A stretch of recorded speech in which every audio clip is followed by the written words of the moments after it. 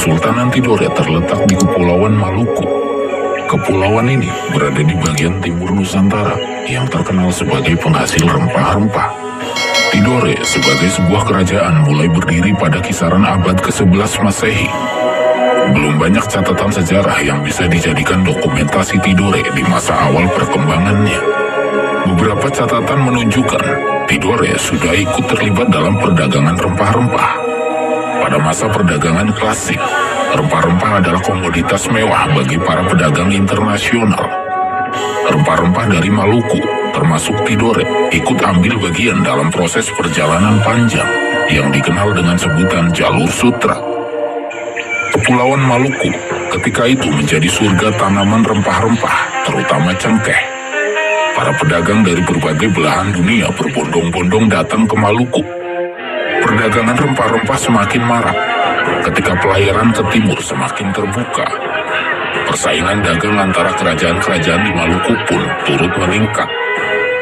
Untuk mencegah konflik yang berlarut-larut, maka dalam sebuah pertemuan, 4 pemimpin dari Ternate, Tidore, Jailolo, dan Bacan sepakat membentuk sebuah kerjasama. Kerjasama tersebut dikenal dengan Moloku Kiraha atau Persekutuan 4 Gunung. Persekutuan 4 Gunung berhasil meredakan persaingan. Bahkan persekutuan tersebut berhasil meningkatkan perdagangan di seluruh Kepulauan Maluku. Sebagai tempat yang terbuka, pengaruh agama Islam juga masuk ke Tidore. Hubungan Tidore dengan beberapa kawasan yang berpenduduk Muslim memiliki pengaruh yang cukup besar.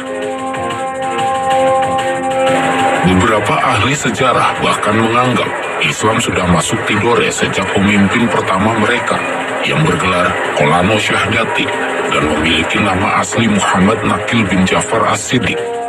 Hanya saja, ketika itu Islam belum resmi menjadi agama negara. Pada tahun 1495, Islam secara resmi menjadi agama negara seiring naiknya Kolano Ciriliyati atau yang kemudian dikenal sebagai Sultan Jamaluddin. Tidore pun memulai sejarahnya sebagai sebuah kesultanan. Sebagai negara yang berbentuk kesultanan, sistem pemerintahan pun disesuaikan. Sultan Jamaluddin menciptakan sebuah sistem pemerintahan yang dikenal sebagai Kolana Seibo Bato Dunia Seakhirat. Artinya adalah raja dan para pembantunya mengurusi masalah dunia dan masalah akhirat. Pada masa pemerintahan Sultan Jamaluddin, Islam berkembang pesat di Tidore seiring datangnya ulama dari Mekah, Syekh Mansur. Sultan Jamaluddin memerintah hingga tahun 1512. Selanjutnya, tahta Kesultanan Tidore dilanjutkan oleh Sultan Al-Mansur. Pada tahun 1512 itu pula, satu bangsa Eropa berhasil mencapai Maluku, yaitu Portugis. Ketika itu, Portugis yang setahun sebelumnya menaklukkan Malaka mendarat di pelabuhan Ternate. Portugis menjadi sekutu Ternate dan diizinkan membangun benteng. Bukan hanya itu, Portugis diberi wewenang oleh Ternate untuk monopoli perdagangan rempah-rempah. Monopoli rempah-rempah ini kelak akan mengakibatkan pecahnya perang di perairan Maluku yang melibatkan dua bangsa Eropa. Kedatangan Portugis membuat Tidore mengalami tekanan. Armada militer Kesultanan Tidore kewalahan menghadapi gabungan kekuatan Ternate Portugis. Tahun 1521, bangsa Eropa lainnya datang ke Maluku. Spanyol berhasil menemukan jalan ke surga rempah-rempah melalui Manila. Kedatangan Spanyol di Tidore dipimpin oleh Magellan. Perairan Maluku pun akhirnya menjadi saksi perang besar yang melibatkan dua bangsa Eropa. Spanyol yang berambisi menguasai rempah-rempah Maluku mengerahkan armada perang yang membantu Tidore menghadapi Ternate dan Portugis. Hampir 1 dekade lamanya berperang. Akhirnya Portugis dan Spanyol mengadakan perundingan di Zaragoza. Perundingan yang berlangsung pada 22 April 1529 itu, yang dikenal sebagai Perjanjian Zaragoza, memutuskan Spanyol harus menarik diri dari seluruh kepulauan Maluku. Sedangkan Portugis tetap bertahan di Maluku dan bebas melakukan monopoli perdagangan. Tidore yang ditinggalkan sekutunya pun semakin kewalahan menghadapi koalisi. Ketika itu, Tidore dipimpin oleh Sultan Aminuddin Iskandar Zulkarnain, menggantikan Sultan Al-Mansur yang tutup usia pada tahun 1526. Sekarang, Tidore kembali sendirian menghadapi koalisi Ternate Portugis. Surga rempah-rempah, itulah julukan yang disematkan untuk pulau-pulau yang terletak di Maluku. Rempah-rempah mendatangkan kekayaan bagi negeri-negeri di Kepulauan Maluku. Pada masa perdagangan klasik, rempah-rempah adalah komoditas yang memiliki nilai tinggi, baik di Timur Tengah maupun Eropa. Namun, rempah-rempah pula yang mendatangkan bangsa-bangsa imperialis ke Kepulauan Maluku. Mulai dari Portugis, Spanyol, Belanda, dan Inggris pernah berperang di Kepulauan Maluku demi menguasai rempah-rempah. Mundurnya Spanyol dari Maluku membuat Tidore kehilangan sekutu pentingnya. Namun, hal tersebut tidak membuat Tidore jatuh ke tangan Portugis. Sampai saat itu, Tidore benar-benar merupakan negara yang berdaulat. Posisi Portugis di Ternate bukannya tanpa masalah. Perilaku mereka yang buruk membuat rakyat Ternate tidak begitu menaruh hormat. Portugis di kemudian hari harus menghadapi perlawanan dari Ternate, sekutu mereka sendiri. Pada masa pemerintahan Sultan Aminuddin Iskandar Zulkarnain, serangan Portugis berhasil mencapai Mareku, ibu kota Kesultanan Tidore. Serangan tersebut berhasil membuat ibu kota kesultanan porak-poranda, namun tidak cukup untuk membuat Tidore menyerah. Beberapa bulan kemudian, Portugis dipukul mundur oleh Tidore. Tahun 1535, tampuk kepemimpinan Tidore berpindah ke Sultan Kiai Mansur, seiring wafatnya Sultan Aminuddin Iskandar Zulkarnain. Hingga tahun-tahun berikutnya, perang tiada henti melanda Tidore. Portugis sangat berambisi menguasai Tidore demi menaklukkan seluruh kepulauan Maluku. Tahun 1536, Portugis berhasil menguasai Tidore. Sultan Kiai Mansur terpaksa mengizinkan monopoli perdagangan dengan kompensasi Portugis meninggalkan Tidore. Tahun 1578, pada masa pemerintahan Sultan Iskandar Sani, Portugis diizinkan membangun benteng di Tidore. Portugis diberi kewenangan membangun benteng yang diberi nama Dos Reis Mogos dengan perjanjian tidak akan mencampuri masalah dalam negeri Kesultanan Tidore.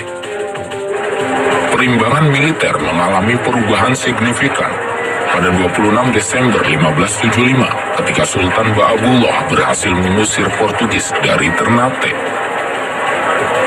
Portugis tidak memiliki pilihan selain meminta bantuan Spanyol.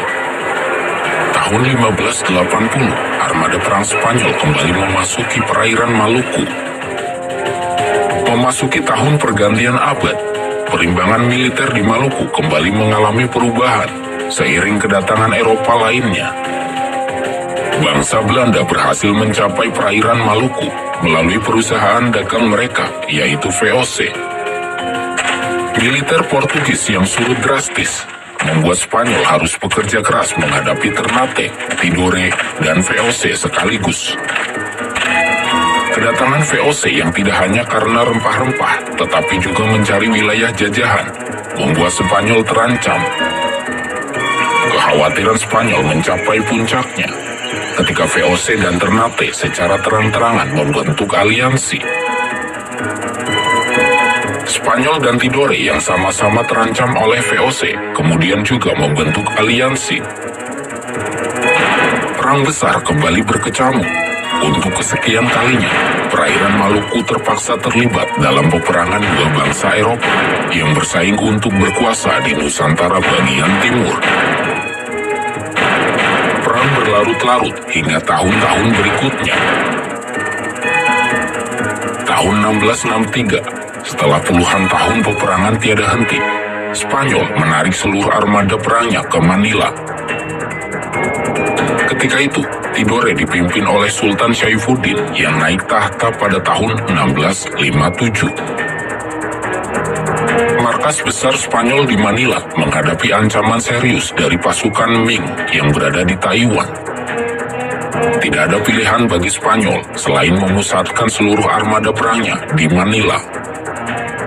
Mundurnya Spanyol membuat VOC menjadi satu-satunya armada militer paling kuat di Maluku.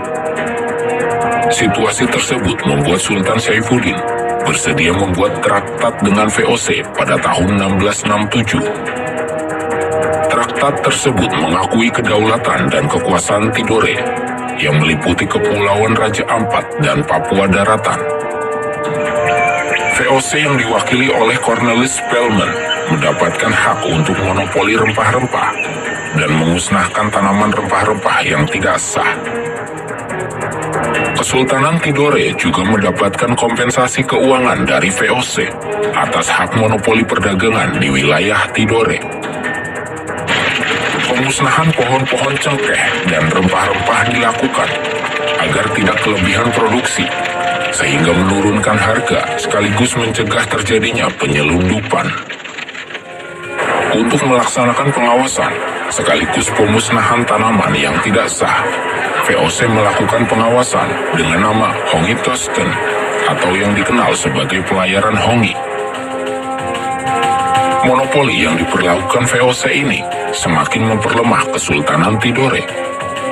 Pelan tapi pasti, sedikit demi sedikit, wilayah kekuasaan Tidore jatuh ke tangan VOC.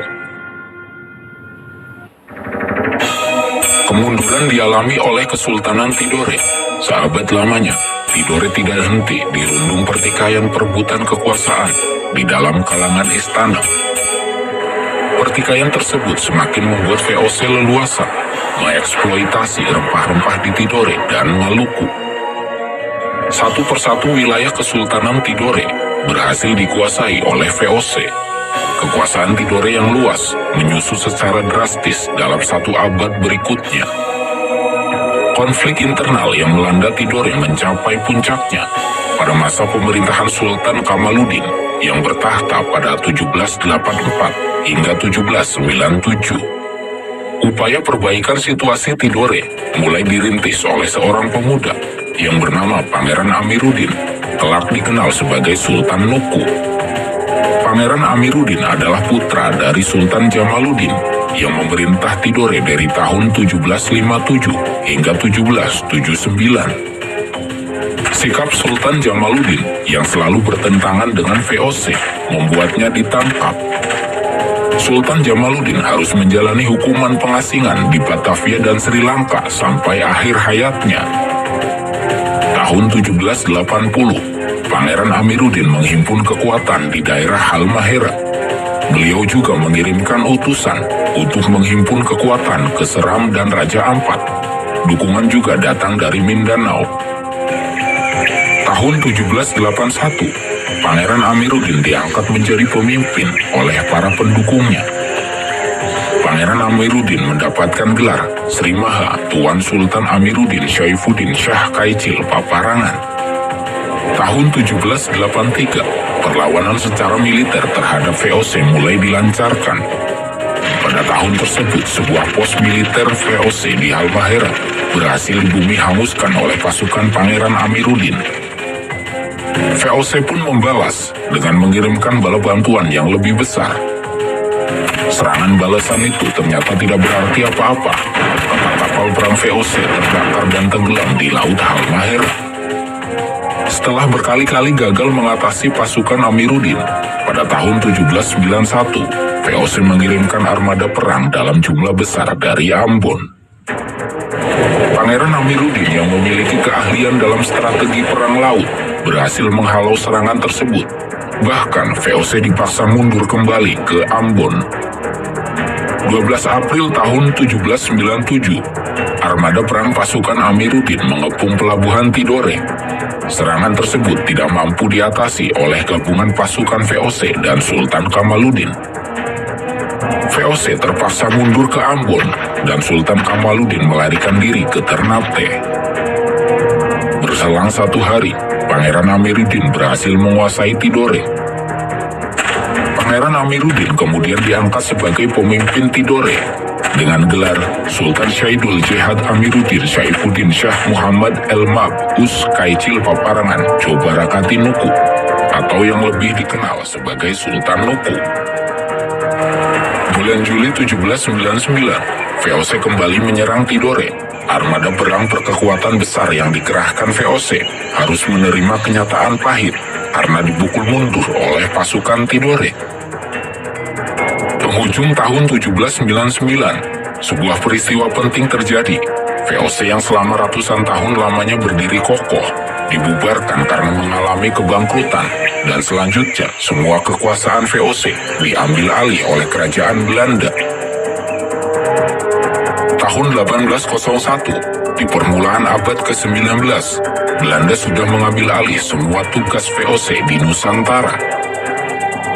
Pasukan Tidore dalam jumlah besar menyerbu benteng Belanda di Ternate. Benteng Belanda jatuh dan sisanya mundur ke Ambon. Tidore di bawah kepemimpinan Sultan Nuku berhasil mencapai kebesarannya.